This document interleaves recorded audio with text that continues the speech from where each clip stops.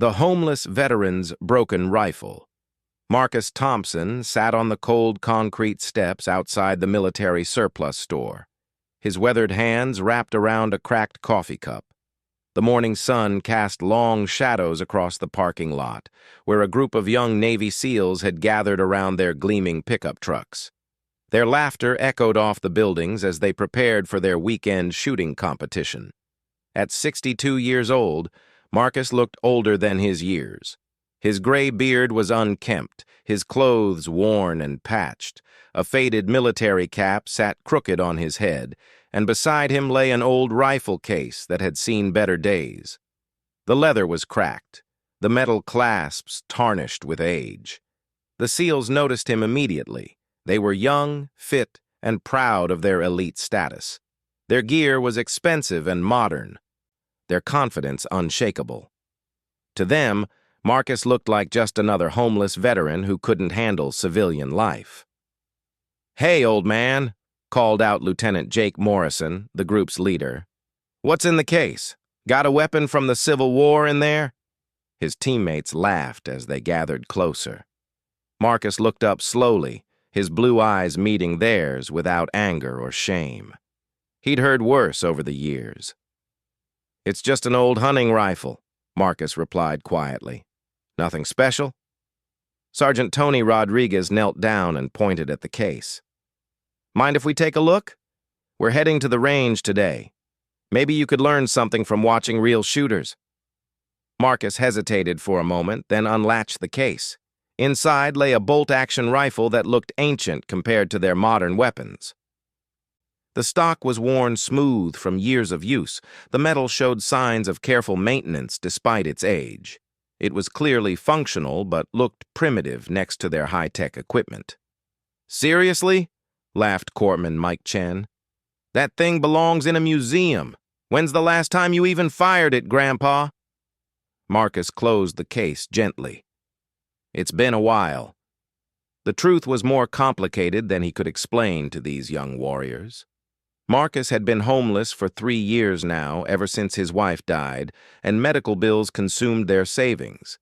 He'd lost his house, his job, and nearly his dignity, but he'd never sold the rifle. It was all he had left of his past life, his military service, and his identity as a marksman. "Tell you what," Lieutenant Morrison said with a smirk, "why don't you come with us to the range? We're having a little competition today. Maybe you could show us how they did things back in your day." The other SEALs chuckled, thinking it would be amusing to watch the old homeless man embarrass himself. They saw it as harmless fun, a way to boost their own egos while feeling superior. Marcus studied their faces. He recognized the look of young soldiers who'd never been tested in real combat. They wore their SEAL trident pins like badges of invincibility, not understanding that true warriors often looked nothing like what they expected. "I appreciate the offer," Marcus said, "but I don't have money for range fees." "Don't worry about it," Morrison replied. "Consider it charity. We'll cover your costs. Least we can do for a veteran, right, guys?" The group agreed, their voices filled with false sympathy. They weren't being kind. They were setting up entertainment at Marcus's expense. Marcus knew what they were doing, but something inside him stirred.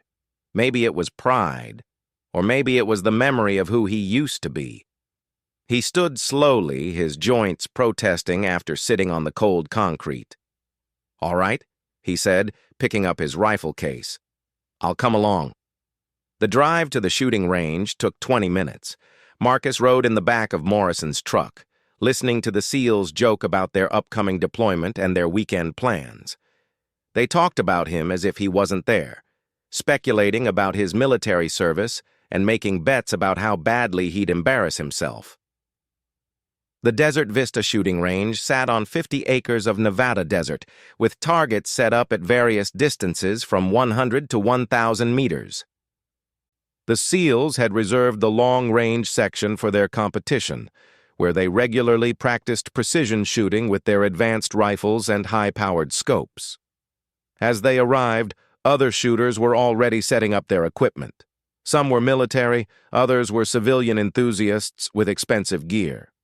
The sight of Marcus walking among them with his old rifle case drew curious stares and whispered comments.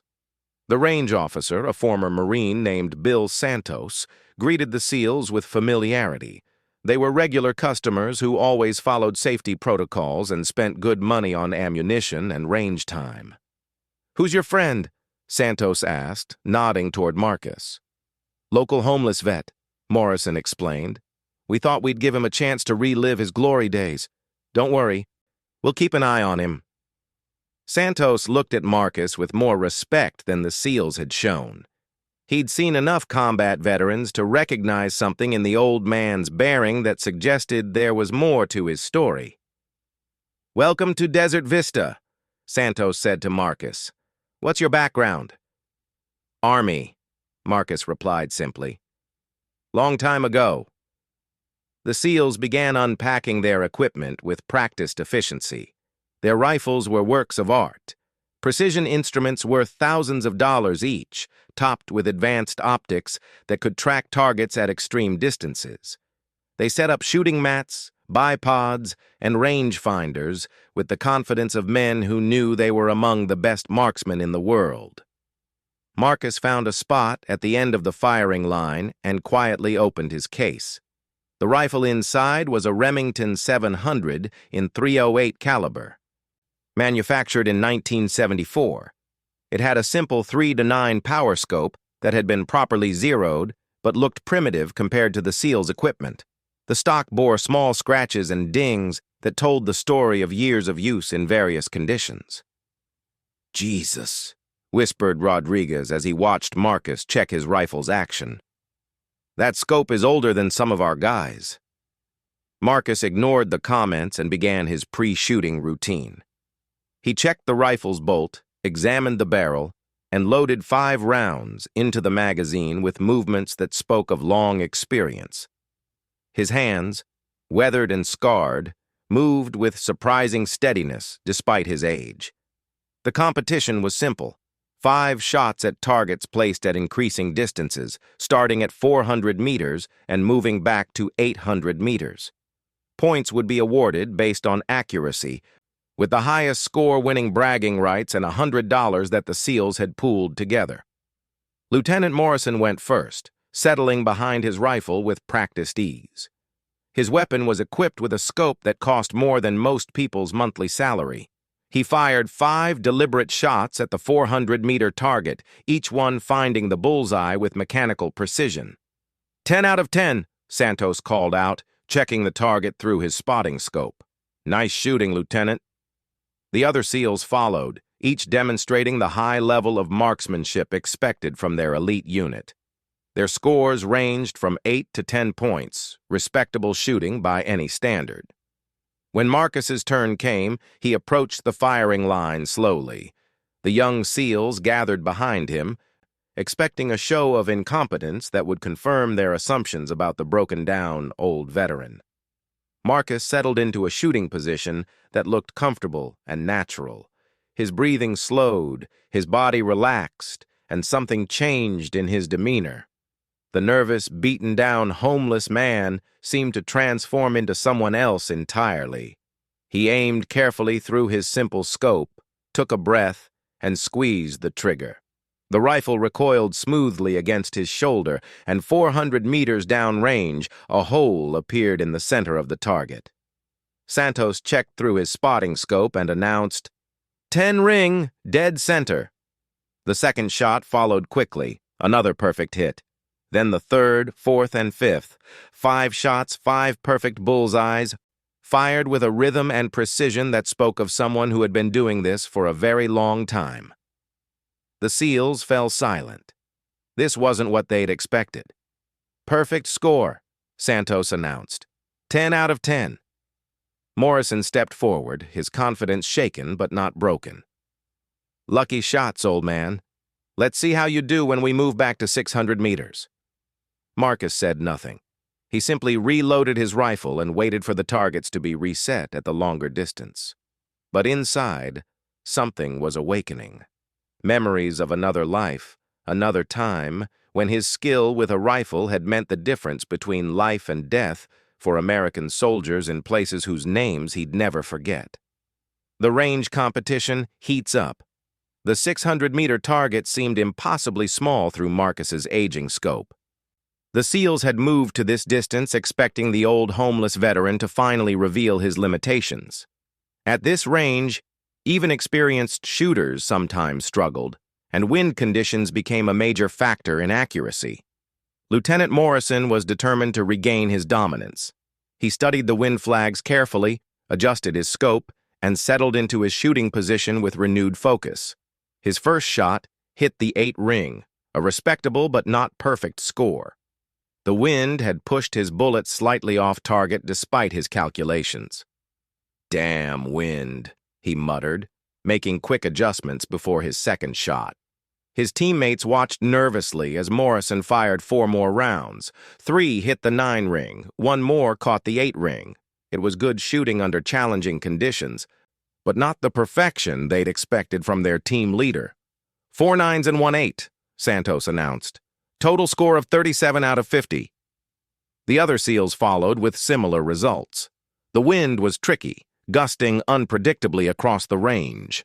Even with their expensive equipment and advanced training, they were having difficulty reading the conditions accurately. Sergeant Rodriguez managed 38 points, while Chen scored 36. Their confidence was beginning to waver as they realized the challenge was greater than they'd anticipated. Marcus had been watching quietly, observing the wind patterns and the way the desert air moved across the range. He'd spent countless hours in similar conditions during his military service, learning to read signs that others missed. When his turn came, he approached the firing line with the same calm demeanor he'd shown at 400 meters. The SEALs watched skeptically, certain that the longer distance and difficult wind would expose his limitations. Marcus settled behind his rifle and began his routine.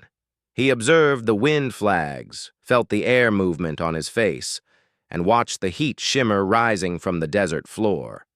All of these factors would affect his bullet's flight path to the target. His first shot surprised everyone, including himself. The bullet found the exact center of the bullseye despite the wind conditions. His second shot followed suit, then the third. By the fourth shot, the range had fallen completely silent, except for the whistle of wind across the desert. The fifth and final shot completed another perfect score. 5 shots, 5 bullseyes, fired with an old rifle and basic equipment that the SEALs had mocked just an hour earlier. "Perfect again," Santos announced, his voice carrying a note of respect. 50 out of 50. Lieutenant Morrison's face flushed red. The homeless veteran was outscoring elite Navy SEALs with equipment that belonged in a museum. It was impossible, embarrassing, and completely contrary to everything he believed about military hierarchy and modern training. "This is ridiculous," Morrison said loudly. "Nobody shoots that well with that ancient gear. You must have gotten lucky with the wind conditions." Marcus remained silent, methodically cleaning his rifle barrel between shooting sessions. He showed no signs of gloating or satisfaction, just the quiet professionalism of someone who had done this many times before. "Let's move to 800 meters, Chen suggested. "No way he can maintain that accuracy at maximum range." The 800-meter targets appeared as tiny dots through their scopes. At this distance, even the smallest error in aim, wind reading, or trigger control would result in a complete miss. It was the ultimate test of long-range marksmanship skills. The SEALs approached this distance with grim determination. Their reputations were on the line, and losing to a homeless veteran would be a humiliation they'd never live down within their unit. Morrison fired first again, taking extra time to calculate wind drift and bullet drop. His shots were more scattered this time, with 2 hitting the 8 ring, 2 in the 9 ring, and 1 barely catching the 7 ring.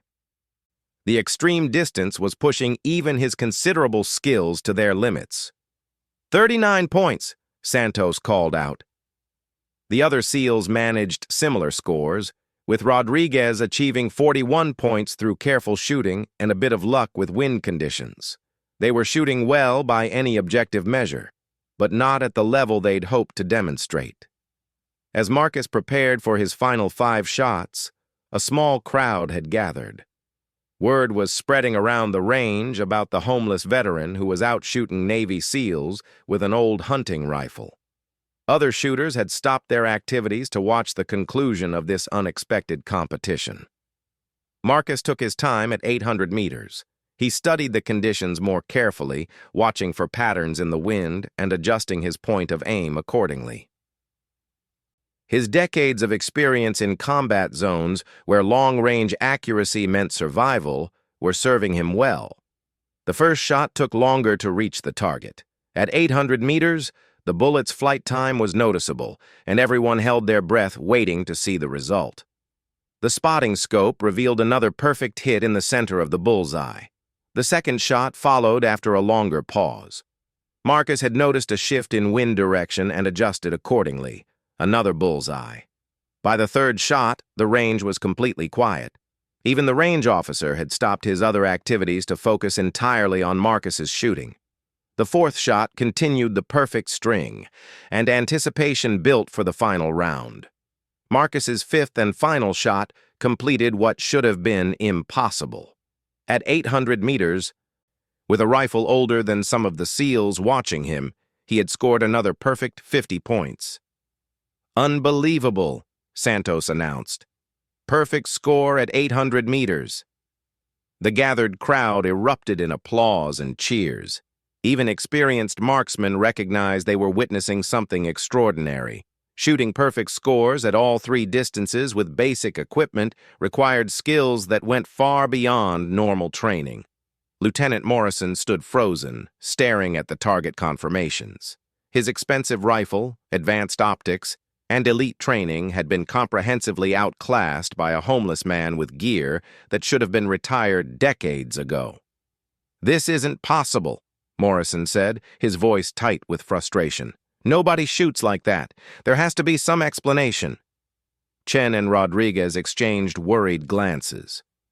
Their teammate was taking the defeat harder than anyone had expected, and his behavior was becoming embarrassing.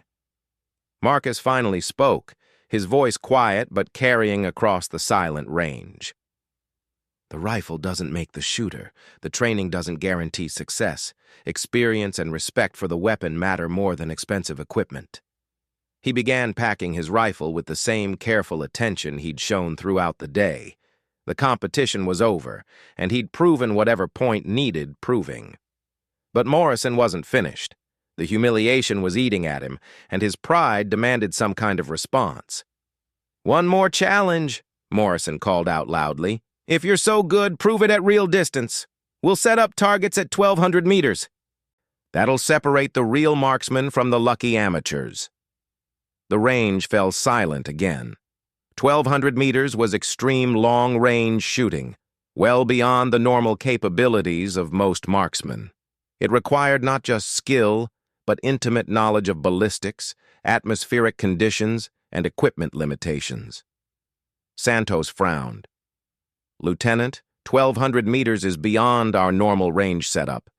We'd need special targets and safety considerations." "I'll take responsibility," Morrison insisted.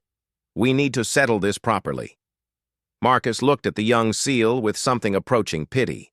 He recognized the desperation of a man whose identity was built on being the best, now facing evidence that his assumptions might be wrong. "I appreciate the challenge," Marcus said quietly. "But I think we've done enough shooting for today." "Afraid?" Morrison taunted. "Finally found your limit, old man?" The insult hung in the desert air like a physical presence. Marcus had endured worse during his years on the streets, but something about Morrison's tone touched a nerve. It wasn't just personal anymore. It was about respect for all the veterans who'd served their country and deserved better treatment.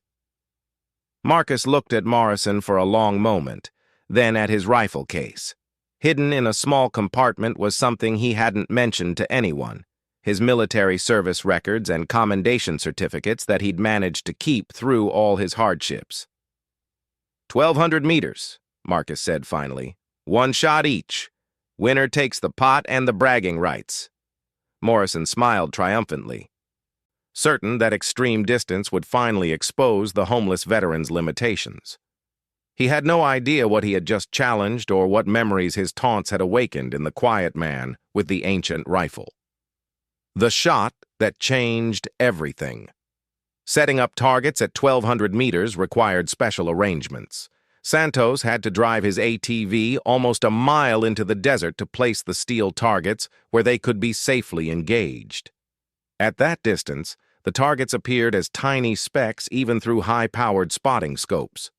While the range officer worked to establish the extreme distance shooting position, more spectators arrived. Word was spreading through the local military community about the shooting exhibition taking place at Desert Vista. Among the new arrivals was a black sedan that pulled quietly into the parking area. Admiral William Hartley stepped out of the sedan, still wearing his dress blue uniform from a ceremony at nearby Nellis Air Force Base. At 68 years old, he carried himself with the dignified bearing of a career naval officer. He'd heard about the shooting competition from a friend and decided to observe on his way back to San Diego. Lieutenant Morrison was busy preparing his equipment for the ultimate challenge. At 1,200 meters, every variable became critical. He checked and rechecked his scope settings, consulted ballistic charts on his smartphone, and reviewed weather conditions with obsessive attention to detail. His rifle was a custom-built precision instrument worth more than $15,000. The scope alone cost more than most people's cars. If expensive equipment could guarantee success, Morrison should have been unbeatable at any distance. Marcus sat quietly on a bench, his old rifle resting across his knees. He appeared almost meditative, his eyes focused on something far beyond the desert horizon. The memories were coming back stronger now, memories of other shots, other distances, other situations where missing meant failure of the worst kind. As Santos finished setting up the distant targets, Admiral Hartley approached the firing line. His presence caused a stir among the younger servicemen who recognized his rank and reputation. Hartley was known throughout the Navy as a combat veteran who'd commanded respect through decades of distinguished service. "What's the situation here?" Hartley asked Santos quietly. The range officer explained the competition that had developed, describing how the homeless veteran had consistently outshot the SEAL team at conventional distances. He mentioned the final challenge at 1,200 meters and the tension that had developed between Morrison and Marcus. Admiral Hartley studied the participants with interest. He'd seen enough military competitions to recognize when egos were involved, but something about the quiet homeless man caught his attention. There was a stillness about Marcus that reminded Hartley of other veterans he'd known, men who'd seen action in places where precision shooting meant survival. "Ready to admit defeat?" Morrison called out to Marcus as he settled behind his rifle. 1,200 meters is where real marksmen separate from pretenders." Marcus rose slowly and walked to the firing line. His movements were unhurried, almost casual, as if the extreme distance was just another day at the office. He set up his shooting position with the same methodical care he'd shown throughout the day. Morrison fired first, taking nearly 5 minutes to calculate his shot. The wind at 1,200 meters was especially tricky, changing direction and intensity several times during his preparation. When he finally squeezed the trigger, the assembled crowd watched through spotting scopes as his bullet struck the steel target with a metallic ring. "Hit," Santos announced. "About 4 inches left of center. Good shot at that distance." Morrison smiled with satisfaction. It wasn't perfect, but it was a solid hit that demonstrated genuine skill. He was confident that the homeless veteran couldn't match it with his primitive equipment. Marcus approached his shooting position without fanfare. He studied the wind conditions, but his preparation seemed almost casual compared to Morrison's elaborate calculations. There were no smartphone ballistic apps, No extensive consultation of charts or tables. Instead, Marcus closed his eyes for a moment, remembering other desert ranges, other impossible shots, other moments when everything depended on reading conditions correctly and trusting in skills developed over decades of practice. Admiral Hartley moved closer to observe Marcus's technique. Something about the man's bearing and preparation routine was triggering recognition in the Admiral's memory, though he couldn't quite place what seemed familiar. Marcus settled behind his rifle and began his final shot preparation. The target at 1,200 meters was barely visible even through his scope, appearing as little more than a dark spot against the desert background. The wind was gusting unpredictably, and the afternoon heat was creating complex atmospheric conditions. But Marcus had dealt with worse. In Afghanistan, he'd made shots at distances that pushed the limits of his equipment while under enemy fire. In Iraq, he'd engaged targets in urban environments where wind patterns were disrupted by buildings, and the consequences of missing were measured in American lives lost. He took his time, feeling the rhythm of the wind and waiting for the right moment. When it came, he squeezed the trigger with the smooth, steady pressure that had become second nature over 30 years of military service. The shot seemed to hang in the air forever. At 1,200 meters, the bullet's flight time was clearly noticeable, and everyone held their breath waiting for the result. When it came, the sound was unmistakable, the sharp ring of metal on metal, followed by Santos's astonished voice. "Dead center! Perfect bullseye at 1,200 meters!" The crowd erupted in amazement. Hitting the target at that distance was impressive. Hitting dead center was extraordinary. With an old rifle and basic equipment, Marcus had accomplished something that even elite marksmen would struggle to achieve. Morrison stood frozen, staring through his spotting scope at the distant target. His shot had been good by any measure, but Marcus's bullet had found the exact center of the bullseye. The comparison was undeniable and crushing to his ego. Admiral Hartley stepped forward, his expression thoughtful. Something about Marcus's shooting technique and demeanor had been bothering him throughout the observation. Now, watching the man's reaction to the perfect shot, calm, professional, almost matter-of-fact, a memory was crystallizing. "Excuse me," Hartley said, approaching Marcus. "May I ask your name and unit?" Marcus looked up at the Admiral with surprise. He recognized the rank and the bearing of a senior officer, but wasn't sure why he was being addressed. "Marcus Thompson, sir. Formerly Staff Sergeant 1st Battalion, 75th Ranger Regiment."